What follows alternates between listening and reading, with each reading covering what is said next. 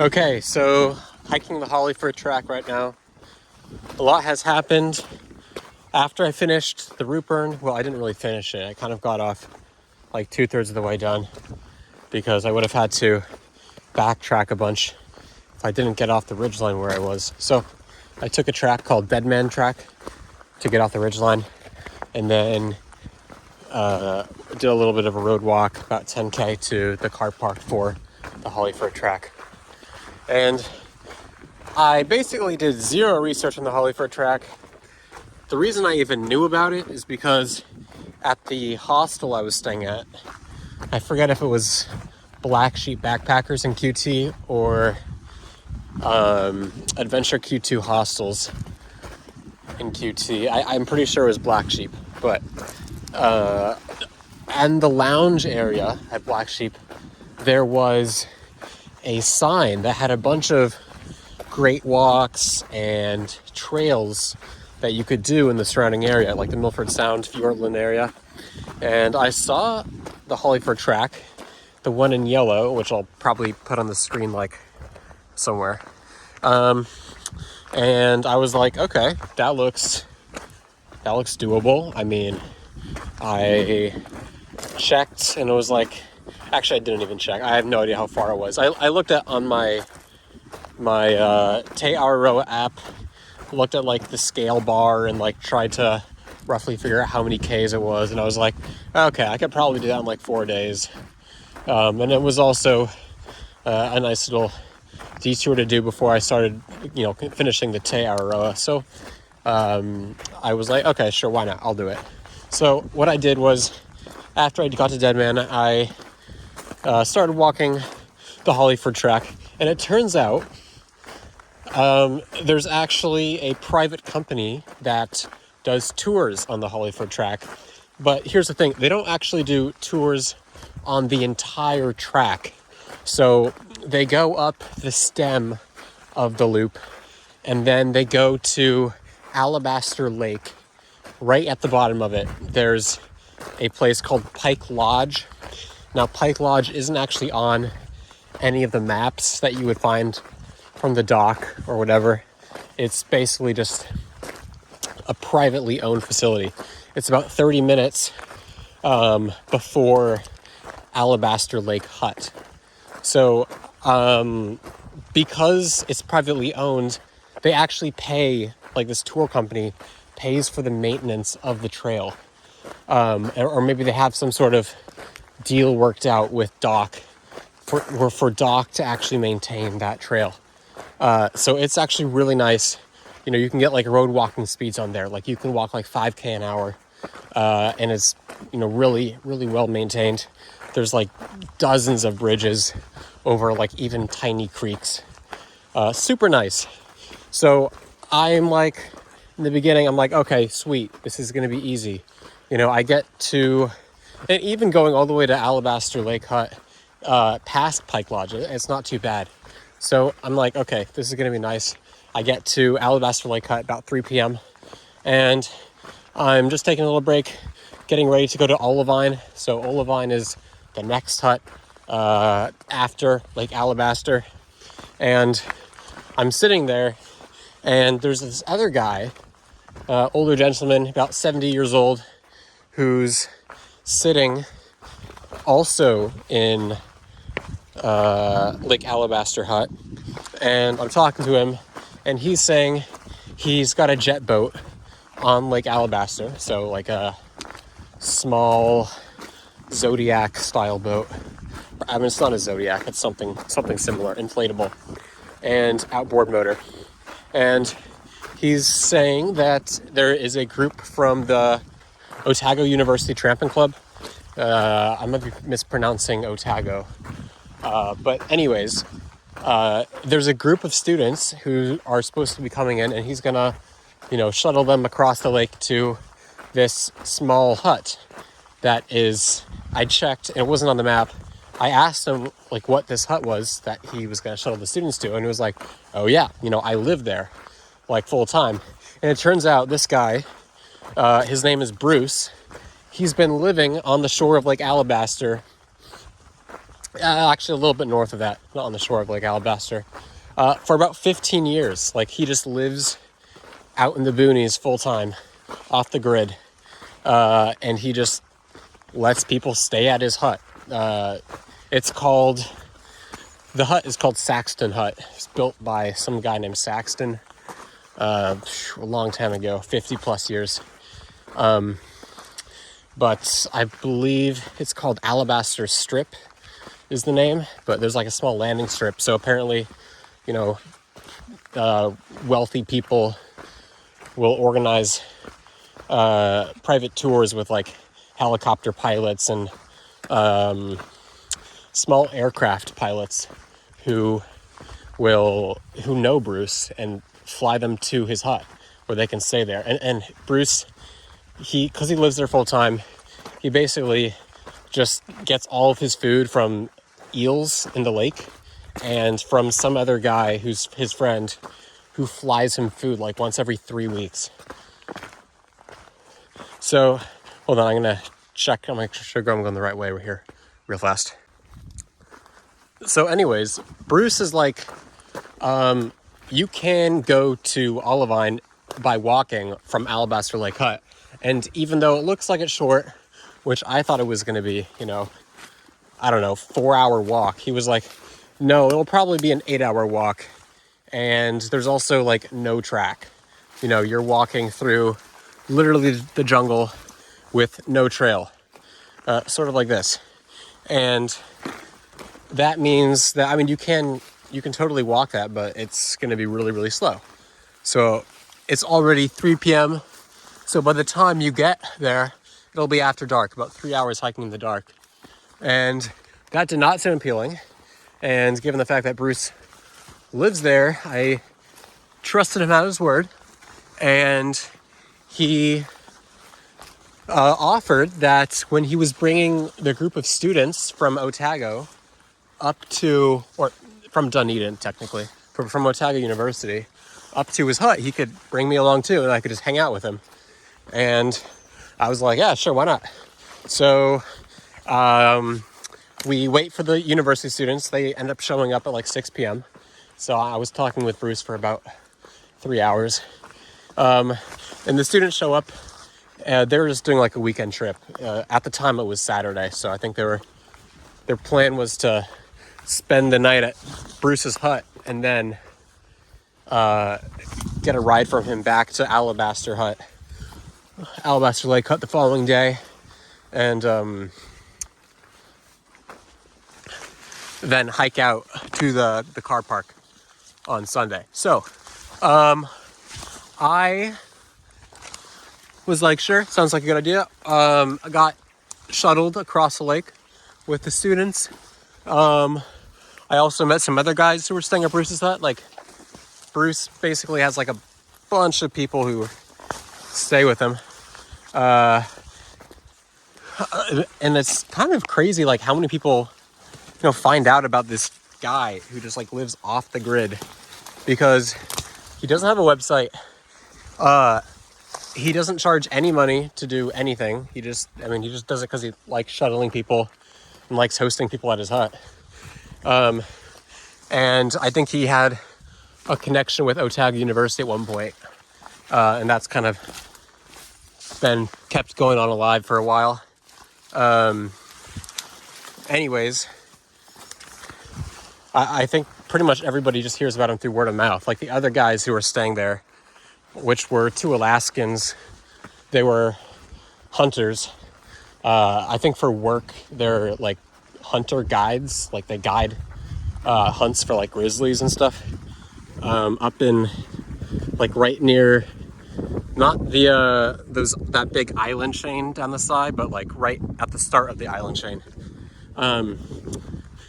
They said it was next to some big lake. Anyways, they found out about Bruce through some friends who were also guides, who are Italian, and I don't know how they found out about Bruce, but anyways, everybody finds out about him through word of mouth, as far as I can tell. And yeah, it's kind of crazy. So I showed up at his place. It was really chill. His place was kind of interesting. I mean, I'd never seen like an off-the-grid place before, like a house where people, like someone just lives there full time. It was like tons of food. He actually had Starlink installed by one of his visitors who was also an electrician. Like he just was like, yo, I'll help you out. And then he got Starlink installed. So he has Wi-Fi. And from Pike Lodge, that privately owned hut, at one point there was a flood, and they had to land a helicopter on the roof. I promise this is related, but because of that, and there's solar panels all over the roof, Pike Lodge had some damaged solar panels, and they were going to get rid of them. And Bruce was like, oh, hey, if you're going to get rid of those, I'll take them. So now he has some solar panels, so he actually has electricity, and I think he also has like a generator and a inverter. I'm not sure what an inverter does, but he's got that. So he has like power and a laptop. So he was just like, checking his emails and stuff, like out in the middle of the wilderness. Here we go. And so that was like kind of crazy. I was not expecting that at all. And then he was also talking about him, and he had like a bunch of lawsuits because he's living there. I don't know if he's living there illegally or what, but he's off the grid, and he doesn't even own the hut because right now we're on DOC land. But I think he's supposed to be like watching the hut or something, or maintaining it, or something like that. And anyways, and I think he got caught like fishing like some eels or something, but like maybe he wasn't supposed to, or there was like a dispute over like the river rights where he was fishing. Anyways, there was a lot of stuff going on. But he does not like dock. He's a very anti-dock. So that was pretty funny. Or not, I mean, I think he's very passionate about his dislike for dock. So very on brand, I guess, for someone who's living off the grid to be anti-establishment. I think he has good reasons, but still kind of interesting. So yeah, he was really cool. He made me some tea. I'll put up some pictures of like some of the stuff. Oh yeah, he also had pet possums. I'm not sure if you guys know what possums are. They're different than opossums. So in the States, we have opossums, which are basically rodents, kind of rat-like. Possums are from Australia. They're invasive here in New Zealand, and they're marsupials, so they have like a pouch and everything.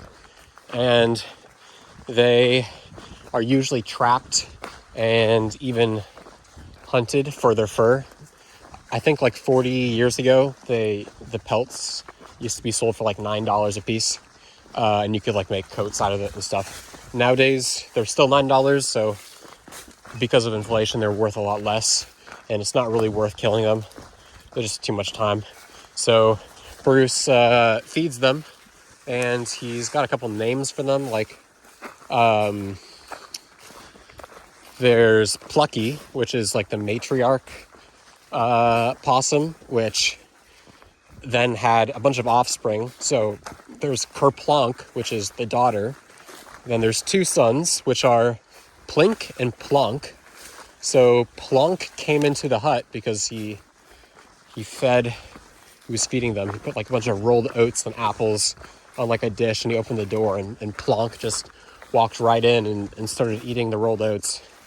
And those things they're about as big as a house cat, but they eat a lot. I mean, I think Plonk ate like, I would say almost like maybe a half a kilo, maybe even an entire kilo of rolled oats, and then like an entire apple. So he was a hungry boy. I also got a pet Plonk because I think he was busy eating, and Bruce said people could pet him. So I petted him, and one of the Alaskans petted him, and it was very, very soft. The Alaskan guy said it reminded him of like a wolverine. So I guess maybe that's like a similar texture of fur. I don't really know. anyways, that was pretty cool. I think most of the Otago University students kind of stuck together. They didn't really hang out with any of us, but yeah, it was a good time. I got some good conversations with the Alaskans and Bruce, so that was a good time. And then Bruce also, as he was boating all of the Otago University students and I across Lake Alabaster, he came across some other hunters from Queenstown and asked them if they'd be going up to Lake Wilmot today, or for yesterday it would have been tomorrow. So the day after, he was asking if they could shuttle me, and that was great because it would mean skipping like an 8-hour walk from Olival was maybe like 4 hours from his hut, and then to the top of Lake Wilmot, which is even further. It's like an additional, I don't even know, probably like another 4 hours. So that saved a bunch of time because I got like a jet boat ride that the hunters had, because they had a jet boat. So they gave me a lift. So that was great. Saved a bunch of time there. It was also like really cool to ride on a jet boat. I mean, I'd never been on a jet boat going over like these really winding rivers like that before. It was really cool. And because the rivers were so shallow, like the jet boat would have to go over some sections of the river that were maybe like, I don't even know, like 6 inches deep or something. Really, really, really shallow. And because of that, the boat has to hydroplane in order to get across that. So you have to be going really, really fast. So we were making like a bunch of really sharp turns. It was really cool. It was like pod racing almost. So that was awesome. And then, hold on, I'm going to do a navigation check. I think I lost the trail. The weather today was okay. A little bit rainy in the morning, but so far it's really cleared up. It's supposed to be really, really stormy tomorrow. A little bit worried about that, especially since there are some rivers that I'll have to cross tomorrow, which empty out into the ocean. So if I slip and fall, I'll be swept away into the sea, which would certainly mean I'd die. So I'm a little worried about that. I mean, if the rivers are only knee deep, then I don't think it'll be a problem. But if it's worse than that, like up to my waist, it could be pretty scary. So, okay, so this is an example of a possum. You can see it's different than an opossum. Usually you don't see them during the day because they're nocturnal. So I'm not exactly sure why this one is out and about, but you can see it's right next to the poison. So I'm assuming it was eating some poison. There's also a trap right next door. So a lot of different ways to kill this little guy. But yeah, definitely caught in the act of eating the poison. Yeah, it looks kind of cute. Almost feel bad for him. But because it's not a pet of Bruce, it doesn't have the same protection rights. So this guy's gotta go. All right, nearing the hut. But because we're closer, we're getting some bridges finally. And I just wanted to point this one out because this is a special kind of bridge, which is more of like a V than an actual bridge, because you're not actually walking on any planks or anything like that. Sort of reminds me of a high ropes course, I guess. They're pretty fun to walk on.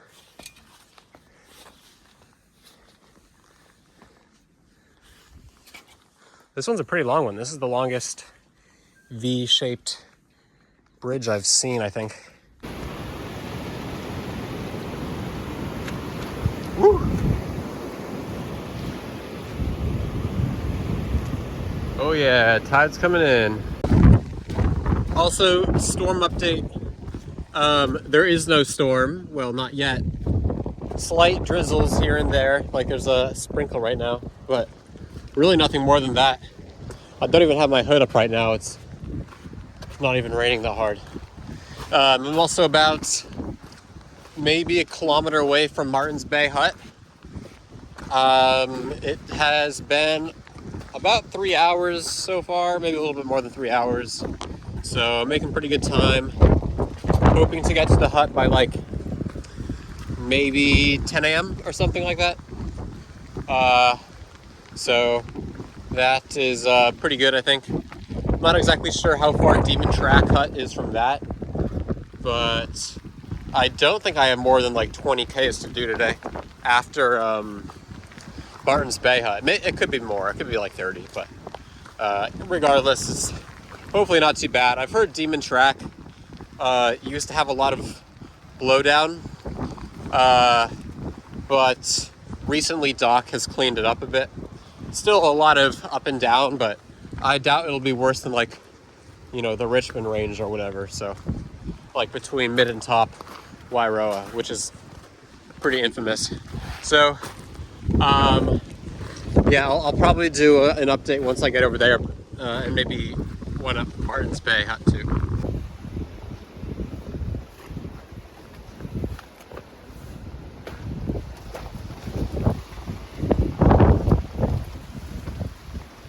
There's quite a few of them.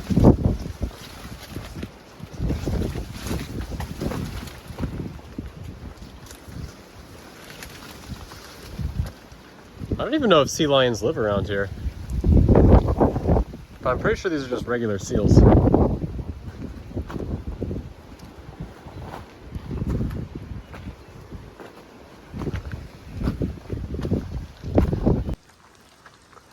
All right, we're on our way to the next hut after Big Bay, or sorry, after Martin's Bay, and there's like a cool canoe here. The storm is still raging on. I think the rain probably isn't going to get more than like a drizzle, but the wind is, you know, pretty strong when I'm not in the forests, and the rain is pretty consistent, so it's not really letting up. But it's not too cold, luckily, so I can appreciate that.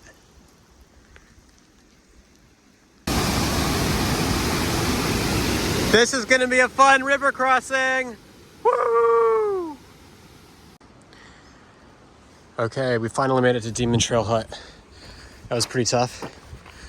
It's only 7:30 p.m., but since I've been hiking since 6, it's been almost 14 hours of hiking, which is a lot for hiking. So, feeling pretty tired.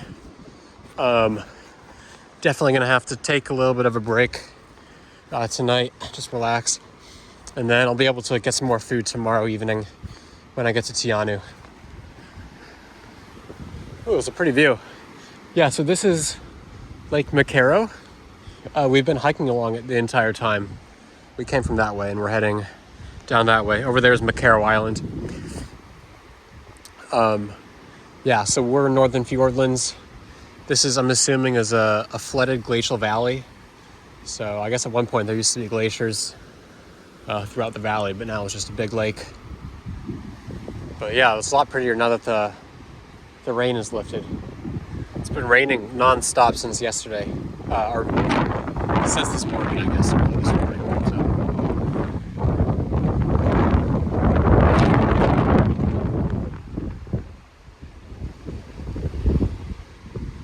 Yeah, you'd think this is an ocean, how big the waves are, but I think it's all just wind blowing it. I think it would be pretty tough to be a pack rafter right now on waves this big. I'm sure you could handle it, but it looks pretty tough.